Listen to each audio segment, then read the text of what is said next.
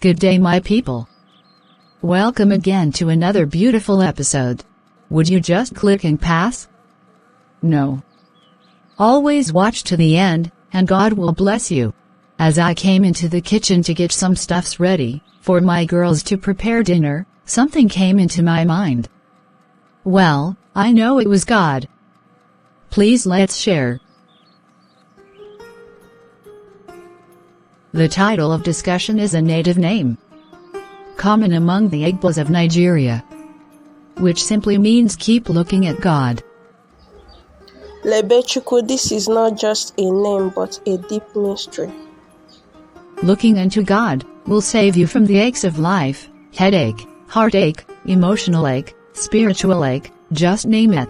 When God is out to draw us back from hurting ourselves and our emotions, keeping our minds back from straying, He gives such a word. This is the story.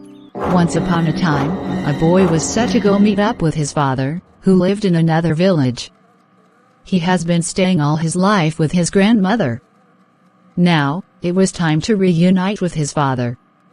The father did not abandon him, but he has not been able to be frequently visiting because there was a big river separating the two villages. Now, a bridge has finally been built after ages, by the two villages. It was time to reunite. Being locally constructed, the bridge was too small. Two people cannot walk past the bridge at the same time. And if you struggle to go by two, one person may fall into the river at some point in the journey. So the man encouraged the son, and advised him to carefully watch while he crosses. Watch every corner that I step upon. But when I get to the other side, don't bother about any other thing, just keep looking at me. I will stand at the edge of the bridge to get you. The man crossed the bridge, and waited for the son. When the son was crossing, he did as his father had told him, not looking at any other side but straight, where his father was standing. He made it across the bridge and his father gave him a big hug. You did well, son. I will make you something delicious when we get home, the father said.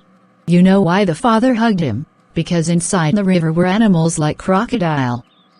That was enough to frighten the little boy. Yes, there were actually some who fell inside the river, some were half dead, while others were dead and floating. Sighting those dead bodies could have frightened him too, and the dream of reuniting would not be achieved. It was a big river, big enough to put fear in the heart of anyone who wants to cross. In this story, the father represents God, and we are the little boy. The big question is, why should you look up to God? 1. He knows the way, and He knows the right strategy to making it to the end of the way. He knows the end, from the beginning of time. Isaiah 46 verses 10. He can never mislead anyone who sincerely trusts Him. Looking at what happens around you is the fastest route to quick death. Because your heart would be broken countless times, especially from the people you least expected. God has a purpose for your life, a beautiful destiny to achieve. You might get lost when you look elsewhere, away from God. Your focus might be shifted and sometimes purpose can be abandoned. Instead of looking at what others do, why not look unto Jesus, the author and finisher of your faith? Apostle Paul in Hebrews 12 verses 2, didn't give this advice out of selfishness, but because he knows the danger of looking elsewhere. You surely will get drowned.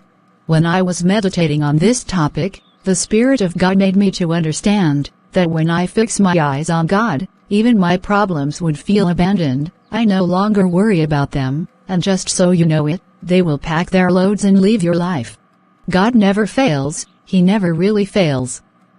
Those who put their trust in Him shall not be put to shame.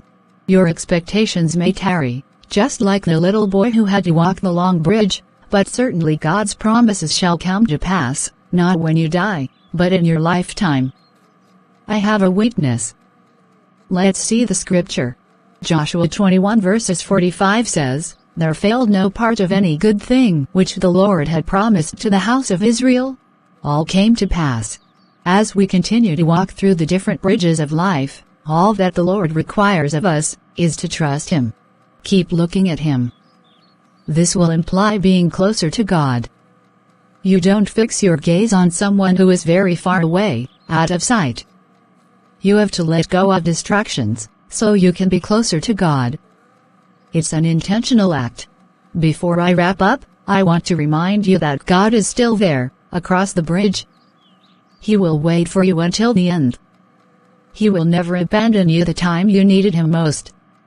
His presence will remain with you, to calm the storm, defeat fear and doubt, and make sure that the enemy doesn't take your blessings away. Fix your gaze on Him. He has the solution to everything you desire.